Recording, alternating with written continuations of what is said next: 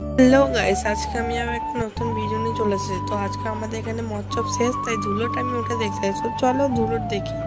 ফার্স্টেই দেখো গোবিন্দকে দর্শন করে আমরা একটু কীর্তন শুনে নিলাম। কীর্তনটা খুবই ভালো হচ্ছিল আর খুব মনোযোগ সহকারে দেখছিলাম, তো খুবই ভালো ছিল। তারপরে এখানে একটা গান গাওয়া হচ্ছিল আর প্রচুর ভিড় ছিল এখানে। আর এখানে একটা হাঁড়ি ভাঙা হয়, তেল দেওয়া আর দই দেওয়া থাকে। ওই হাঁড়ি ভাঙাটা নিতে পারিনি ভিডিও।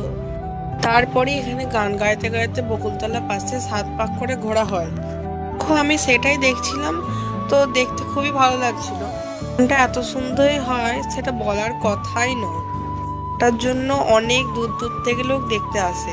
পরেই দেখো আসল পালা হয়ে গেল। এখানে আমাদের অনেক কিছু ছোড়া হয়, যেমন ধরো জিলিপি, গজা, আইসক্রিম।